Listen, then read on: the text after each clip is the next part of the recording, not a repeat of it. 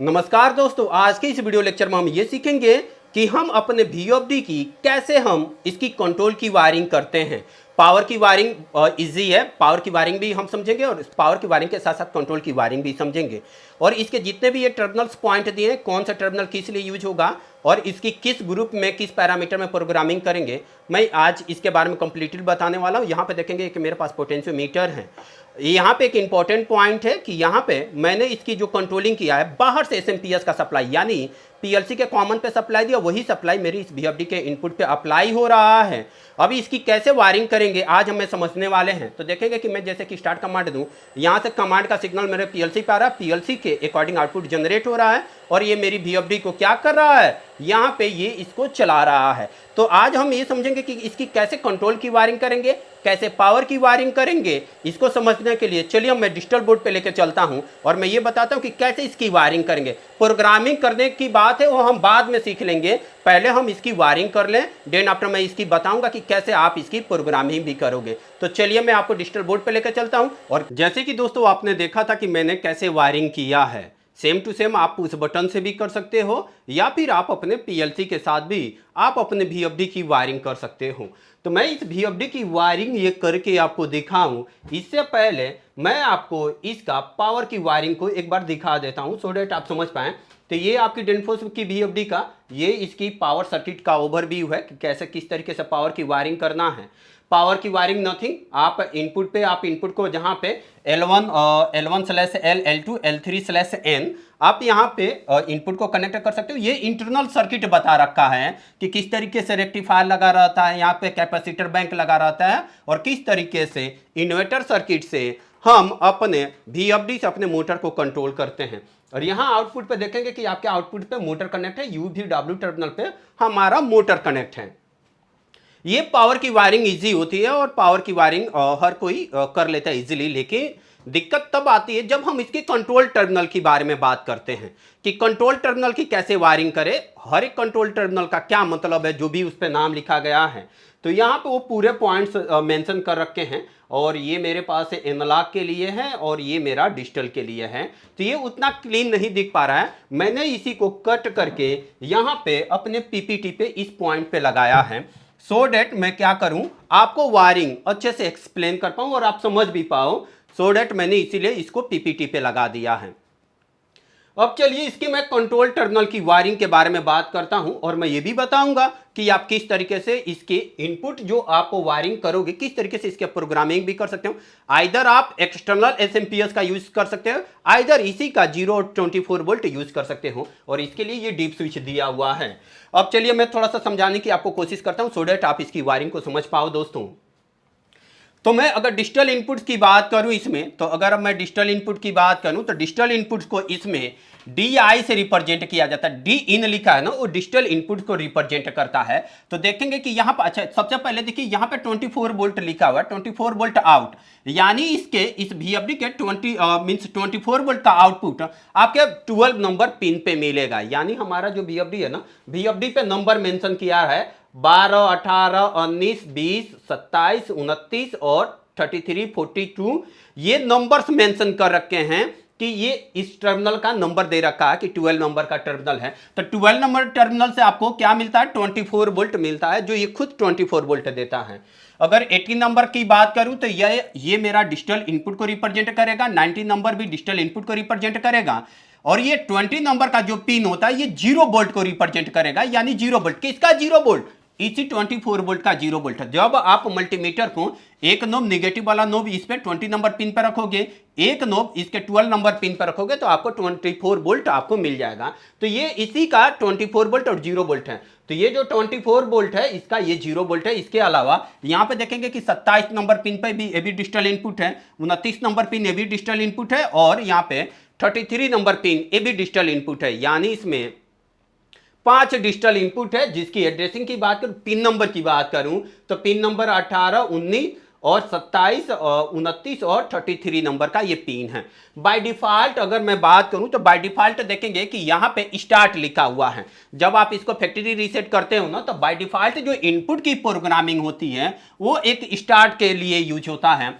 और यहाँ पर 29 नंबर का 19 नंबर का पिन होता है डायरेक्शन चेंज करने के लिए, बाय डिफॉल्ट है। जब आप फैक्ट्री रीसेट करते हो ना तो इसके अकॉर्डिंग ये इनपुट की प्रोग्रामिंग हो जाती है। जो आपके पास 5 इनपुट है, 2 इनपुट ये और 3 इनपुट ये, इसकी प्रोग्रामिंग बाय डिफॉल्ट हो जाती है। हम इसकी प्रोग्रामिंग को चेंज भी कर सकते हैं, लैच स्टार्ट कर सकते हैं रिवर्स के लिए। यहाँ पे जो रीसेट लिखा है हम इसको क्या कर सकते हैं, स्टॉप केस में कर सकते हैं, जॉग मोड में भी मैं इसको इसकी प्रोग्रामिंग कर सकता हूँ। कैसे करेंगे हम बाद में देखेंगे, पहले हम इसकी वायरिंग समझ लें। और ये प्रीसेट बिट इसकी स्पीड को रिप्रेजेंट करता है। अब आपने इसके इनपुट के बारे में समझा कि इनपुट अगर आप देखोगे इनपुट का टर्मिनल, तो ये पॉइंट समझ में आ गया। अभी के केस में आपको किस तरीके से इसकी वायरिंग करना है, आइदर पीएनपी में करना है या फिर एनपीएन में करना है। तो यहां पे 4 डीप स्विच दिया हुआ है। डीप स्विच 1 और डीप स्विच 2 इनपुट की वायरिंग को रिप्रेजेंट करता है कि आपको एनपीएन में करना है कि पीएनपी में करना है। यहां पे इस बीएफटी में एक खूबसूरती है, आप इसके कंट्रोल टर्मिनल की वायरिंग आप एनपीएन मोड में भी कर सकते हो और पीएनपी मोड में कर सकते हो। दोनों में तो कर ही एक साथ दोनों भी कर सकते हो। ओके, तो देखिए कैसे करेंगे। अगर ये स्विच नंबर 1 यानी ये नंबर स्विच का है, अगर ऑफ रहेगा तो 29 नंबर का पिन पीएनपी मोड में एक काम करेगा। अगर ऑन कर दोगे तो एनपीएन मोड। यानी अगर मैं बात करूं इसकी पीएनपी मोड की बात, तो 29 नंबर पिन ये है आपका। अगर मैं इसी का 0 वोल्ट या 24 वोल्ट लेना चाहता हूं तो मैं ले सकता हूं। तो क्या करूंगा, 12 नंबर से एक वायर लेके आऊंगा और इसके 20 नंबर और 29 नंबर पिन पे यहां पे मैं कनेक्ट कर दूंगा। अब ये किस तरीके से जॉग मोड में काम करेगा, चाहे जॉग मोड में करा लो, किसी भी मोड में काम करा लो, ये इसकी इनपुट की प्रोग्रामिंग करनी होती है कि ये इनपुट किस तरीके से काम करेगा। तो ये इसकी पीएनपी की वायरिंग हो जाएगी। यानी 12 नंबर से एक वायर निकाल लेके आओ और इस वायर को पुश बटन के थ्रू आप क्या कर दो, 29 नंबर पिन पे कनेक्ट कर दो, तो ये पीएनपी मोड में वायरिंग हो जाएगी। और सिर्फ पिन नंबर 29 के लिए, पिन नंबर 29 के लिए एक डीप स्विच काम करेगा। ये पहला डीप स्विच पिन नंबर 29 के लिए काम करेगा। और दूसरे डीप स्विच की मैं बात करूं तो मेंशन भी किया है यहां पे, मैंने इसीलिए आपको दिखाया है, मेंशन भी किया है। अगर ऑफ रहेगा तो पीएनपी मींस ऑफ रहने का मतलब नीचे रहेगा, तो पीएनपी मोड में काम करेगा। और पीएनपी मोड की वायरिंग करने के लिए इसमें आपके पास 4 इनपुट्स मिलेंगे, 18 नंबर पिन, 19 नंबर, 27 नंबर और 33 नंबर। 4 पिन को आप एनपीएन में भी कर सकते हो और पीएनपी में भी कर सकते हो। तो अगर मैं इसकी बात करूं, यानी ये पिन, ये पिन, ये पिन और आपका ये पिन, ये तो 0 वोल्ट है। तो आप इसको पीएनपी मोड में वायरिंग करना चाहते हो तो ये ही इसी का 24 वोल्ट लेके आओ, आप इसके साथ कनेक्ट कर दो। इसी का 24 वोल्ट लेके आओ, इसके साथ कनेक्ट कर दो, यही 24 वोल्ट, ये नहीं, ये कॉमन हो गया है। तो ये जो आपकी वायरिंग होगी पीएनपी मोड में वायरिंग होगी। अगर आप चाहते हैं कि इसको पीएनपी और एनपीएन मोड में भी वायरिंग करना, दोनों मोड में, तो आप कर सकते हैं। आप डीप स्विच 1 को ऑन कर दीजिए। डीप स्विच 1 को ऑन कर देंगे तो एनपीएन मोड में वायरिंग बनेगी। तो डीप स्विच अगर 1 को ऑन करते हैं तो यानी आप देखेंगे 29 नंबर पिन पे आपको 0 वोल्ट देना होगा। तो ये 29 नंबर का पिन ये है 29 नंबर का पिन। तो इस केस में किस तरीके से वायरिंग करेंगे, एनपीएन और पीएनपी दोनों मोड की वायरिंग आप कर सकते हैं इसके साथ। तो यहां पे जो 0 वोल्ट है ना, इस 0 वोल्ट को लेके आइए और 0 वोल्ट को लेके आके आप इसके साथ 29 नंबर पिन पे कनेक्ट कर देंगे, तो ये एनपीएन मोड में भी वायरिंग हो जाएगी। तो एक टाइम पे आप एनपीएन मोड में भी और पीएनपी मोड में, दोनों मोड में इसकी वायरिंग कर दोगे। यहां से ये फायदा होता है कि मान के चलो एक पीएलसी की आउटपुट से 0 वोल्ट आ रहा है, यानी एनपीएन मोड में पीएलसी के आउटपुट की वायरिंग हुई है, 0 वोल्ट आ रही। एक और भी डिवाइस है उससे मेरा 24 वोल्ट आ रहा है, वो पीएनपी मोड की वायरिंग है। तो हम इस केस में क्या करते हैं, जब नॉर्मल वीएफडी होती है डेल्टा चाहे सीमेंस, तो एक ही मोड में वायरिंग होती है, आइदर एनपीएन आइदर पीएनपी। तो जो एनपीएन की सिग्नल होगा उसको हम पीएनपी में कन्वर्ट कर ले या फिर पीएनपी को एनपीएन में एक में कर लेते हैं। लेकिन इसके साथ आप एनपीएन और पीएनपी दोनों का यूज कर सकते हैं। लेकिन एक पॉइंट है कि स्विच नंबर 1 सिर्फ एक पिन के लिए काम करेगा, वो पिन नंबर 29 है। यहां पे मेंशन भी है कि स्विच नंबर 1 आपका जो ये 29 नंबर का पिन है ये अलग पिन है, और यहां पे 18, 19, 27 और 33 नंबर का पिन ये अलग है। तो आप अगर कंप्लीटली इसको पीएनपी मोड में वायरिंग करना चाहते हो तो आप क्या करोगे, दोनों डीप स्विच को ऑफ रख दो, बाय डिफॉल्ट ऑफ कर दो, पीएनपी मोड में कर दो, और इसी का 24 वोल्ट लाके सिग्नल यहां पे कनेक्ट कर दो सभी पुश बटन पे। इस पुश बटन को कैसे यूज करना है, कैसे इसकी प्रोग्रामिंग करना है, मैं बाद में बताऊंगा, पहले आप इसकी वायरिंग को समझ लो। इस तरीके से इनपुट की वायरिंग इसकी कर सकते हैं। बट ये जो इनपुट की वायरिंग हुई है ये इंटरनल 24 वोल्ट का यूज हुआ है, इंटरनल 24 वोल्ट का यूज हुआ है। इंटरनली यानी इसी का 24 वोल्ट का लेके मैंने इस पे अप्लाई कर दिया। ओके, बट अगर मैं चाहता हूं कि इसको एक्सटर्नल यूज करूं, यानी अगर ये तो पीएनपी था, एनपीएन करना होता तो कैसे करते दोस्तों, सिंपल एनपीएन करना होता ना, तो ये जो ग्राउंड वाली वायर है ना, ये ग्राउंड वाली वायर ला के आप इसके साथ कनेक्ट कर दीजिए, और यहाँ पे जो 24 वोल्ट की वायर है ना, यहाँ पे नहीं कनेक्ट करना है, यहाँ पे आपको नहीं कनेक्ट करना है, यानी ये ग्राउंड वाली वायर है ना, इस ग्राउंड वाली वायर को लूप कर दो और इसी ग्राउंड की वायर को सारे जगह पे डिस्ट्रीब्यूट कर दूं। ओके, इस तरीके से डिस्ट्रीब्यूट कर दूं, यहां से 24 वोल्ट का आपका कोई लेना देना नहीं है। अब इस केस में एनपीएन मोड में इंटरनली वायरिंग कर रहे हो तो डीप स्विच को ऑन करके इधर कर दो, यानी ऑन कर दो, इस डीप स्विच को भी ऑन कर दो। तो इस तरीके से आप एनपीएन मोड में वायरिंग कर सकते हैं। अगर आपने एक्सटर्नल टर्मिनल यूज किया, मींस एक्सटर्नल आप सप्लाई यूज किए, जैसे कि बाहर से एसएमपीएस से 24 वोल्ट की सप्लाई से आप इसकी वायरिंग करना चाह रहे हैं, या फिर पीएलसी से आ रहा है, तो कैसे करते हैं आप। सपोज ये आपका क्या है दोस्तों, एसएमपीएस है, एसएमपीएस है, तो आप एसएमपीएस का 24 वोल्ट और 0 वोल्ट आएगा, ये 0 वोल्ट हो जाएगा, मीन्स 0 वोल्ट नेगेटिव लिख देता है, यहाँ पर 24 वोल्ट में लिख देता हूं। तब अगर आप बाहर से एसएमपीएस की वायरिंग करोगे तो कैसे करोगे आप, अगर पीएनपी मोड में वायरिंग करना चाहते हो तो इसका जो 24 वोल्ट की वायर है ना, ले जाके यहाँ पे कनेक्ट कर दो, मीन्स, और जो 24 वोल्ट की वायर है ना, इसके साथ कनेक्ट करना, इसके ये जो पॉइंट है ना, ये 12 नंबर पॉइंट आपको टच भी नहीं करना है। 24 वोल्ट की वायर आप इसके साथ लूप कर दीजिए, यानी मैं सिंपल बताऊं तो इस वायर को लेके जाइए और इसके साथ लूप कर दीजिए, इस तरीके से, ऊपर नहीं जाना है, सिर्फ आपको यहां तक जाना है, सभी जो आपका सिग्नल है यहां तक कनेक्ट कर दीजिए। यानी एसएमपीएस का 24, मैंने बाहर के ही एसएमपीएस की वायरिंग करके आपको दिखाया था, और इसका जो 0 वोल्ट है ना, आप इसके 0 वोल्ट का सिग्नल लेके जाइए और इसका 0 वोल्ट ले जाके इसके ग्राउंड के साथ कनेक्ट कर दीजिए 20 नंबर पिन पे, यानी ग्राउंड के साथ इसका 0 वोल्ट कनेक्ट कर दीजिए और 24 वोल्ट का सिग्नल इसके सारे पुश बटन पे यूज कर लीजिए। आप 18 नंबर, 19 नंबर, 27 नंबर और 29 नंबर और 33 नंबर, इस केस में 24 वोल्ट को आप इग्नोर कर देंगे। तो इस तरीके से आप पीएनपी मोड में वायरिंग कर सकते हैं, लेकिन एक्सटर्नल सप्लाई लेके आपने वायरिंग किया है। क्या किया है, एक्सटर्नल सप्लाई लेके आपने इसकी पीएनपी मोड में वायरिंग किया है।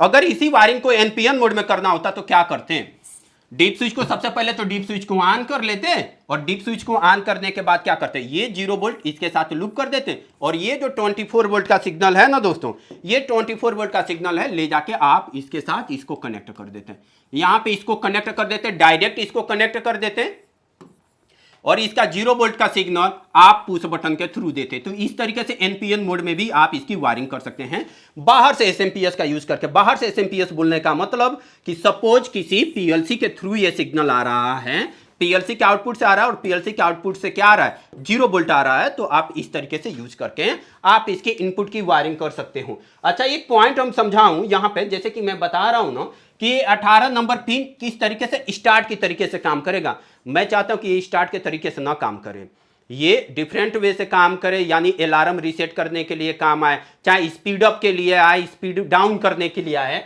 तो आप इसकी प्रोग्रामिंग कैसे करोगे, यहां पे बहुत अच्छी बात है कि यहां पे इसका डायरेक्ट पैरामीटर नंबर असाइन कर दिया है, यानी PNU parameter number unit, group number 5 के पैरामीटर नंबर 10 में जाना होगा। अगर आप इस इनपुट की प्रोग्रामिंग करना चाहते हैं, मींस 18 नंबर पिन की प्रोग्रामिंग करना चाहते हैं, तो किस पैरामीटर में जाएंगे, यानी ग्रुप नंबर 5 के पैरामीटर नंबर 10 में जाना है। अगर आप पिन नंबर 19 की प्रोग्रामिंग करना चाहते हैं तो कहां पे जाएंगे, पिन नंबर 19 की प्रोग्रामिंग करना चाहते हैं तो ग्रुप नंबर 5 के पैरामीटर नंबर 11 में जाएंगे। तो ये पॉइंट कई लोग नहीं समझ पाते हैं कि आखिर ये दिया क्या हुआ है, ये दिया हुआ है इसका नंबर, कि आप किस ग्रुप के किस पैरामीटर में जाके आप इसकी प्रोग्रामिंग करोगे।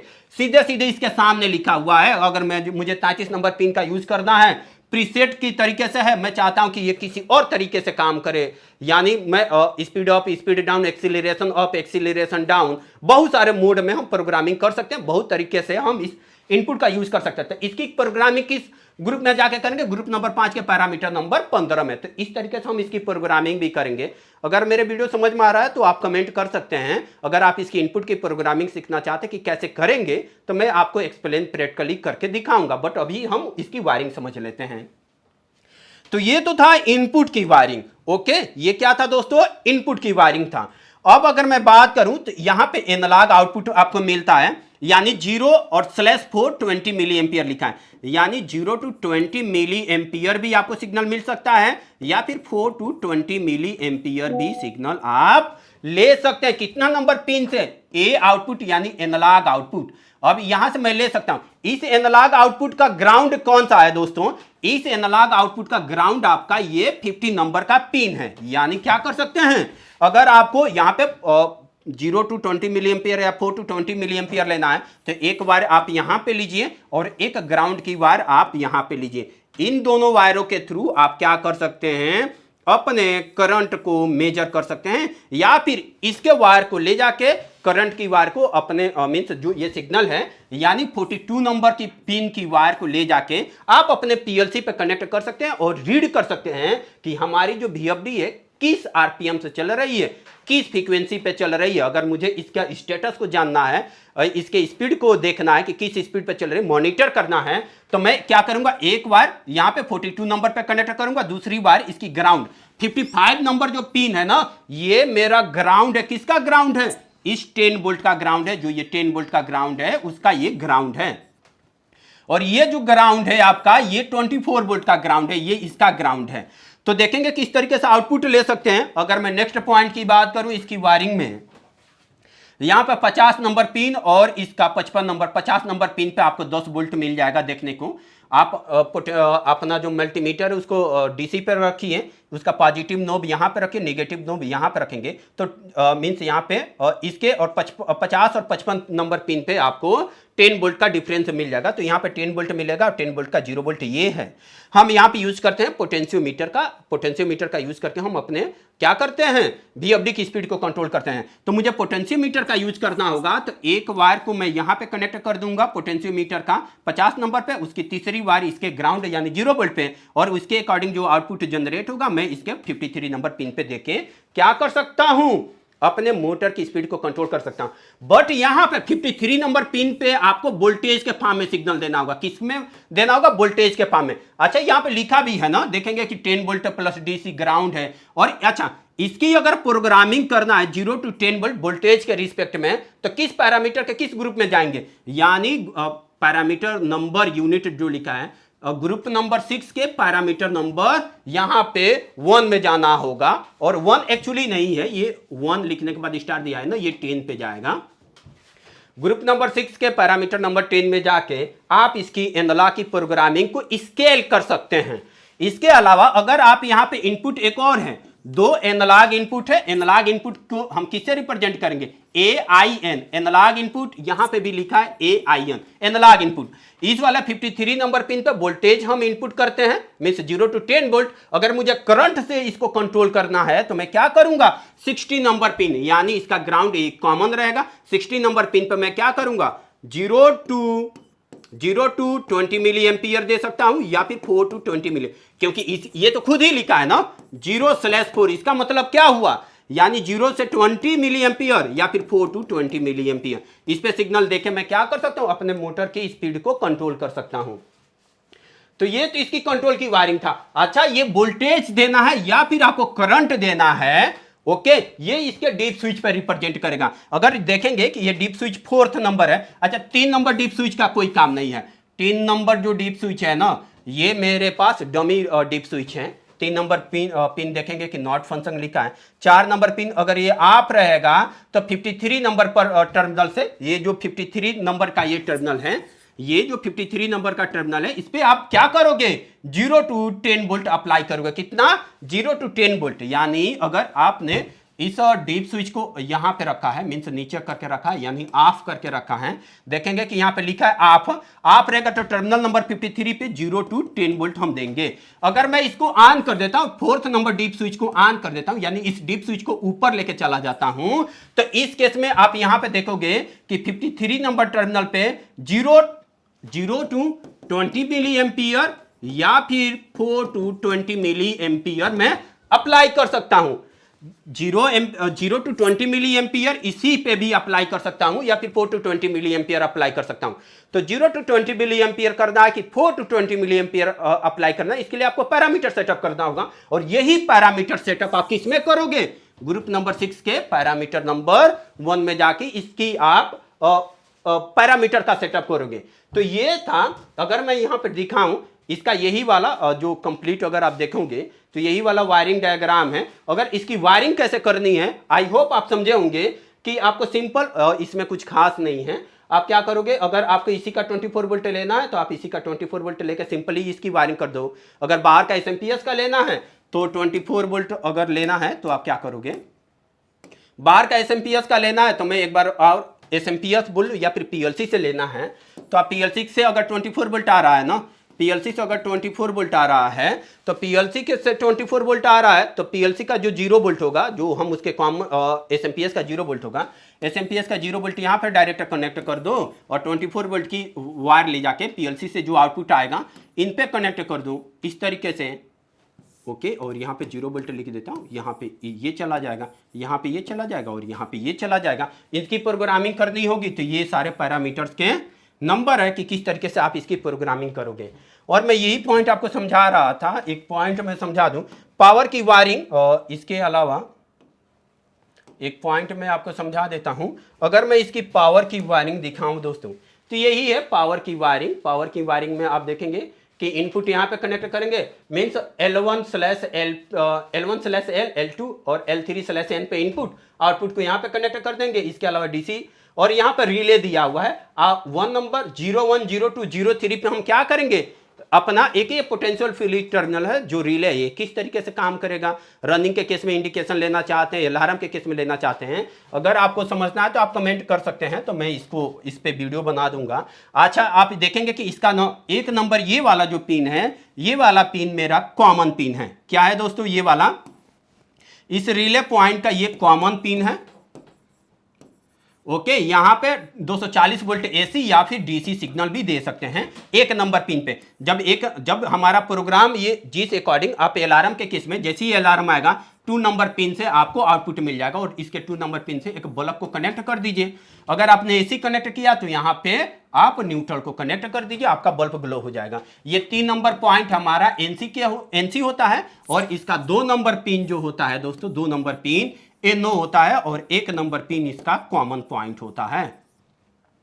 ये है इसका ये रिले का है, लिखा भी है ना, यहाँ पे लिखा भी है, मेंशन भी किया हुआ है कि ये आपका रिले है।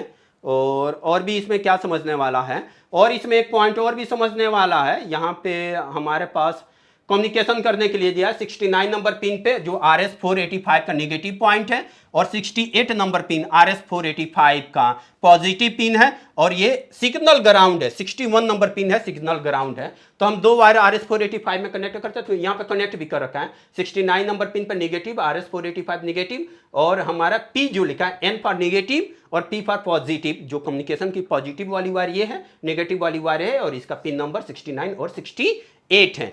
अगर इसकी वायरिंग डायग्राम नहीं समझ में आया तो एक बार और कमेंट करेंगे, मैं दोबारा से यहाँ पे जो पुश बटन का यूज करके मैं आपको एक्सप्लेन कर दूंगा कि आप इसकी वायरिंग को कैसे कनेक्ट करोगे। ओके, अगर मेरी वीडियो पसंद आ रहे तो प्लीज़ दोस्तों वीडियो को लाइक कीजिए, शेयर कीजिए, चैनल को सब्सक्राइब कीजिए। अगर आप ये सीखना चाहते हैं कि आप इसके इनपुट आउटपुट की कैसे प्रोग्रामिंग करोगे, तभी भी आप मुझे कमेंट कर सकते हो। मैं इसकी इनपुट की प्रोग्रामिंग करके और आउटपुट रिले की प्रोग्रामिंग करके आपको एक्सपर्टीज बना दूंगा कि आप डेनफोस VFD में कभी भी उलझोगे नहीं, और इन सारे पॉइंटों का क्या मतलब है, कैसे आप प्रोग्रामिंग करोगे, आप इजीली से कर भी लोगे। तो मुझे उम्मीद है कि आपको ये वीडियो पसंद आया होगा। वीडियो अगर पसंद आया हो तो कमेंट जरूर करें और लाइक करें, चैनल को सब्सक्राइब भी करें। मिलते हैं हम नेक्स्ट वीडियो में दोस्तों, तब तक के लिए नमस्कार।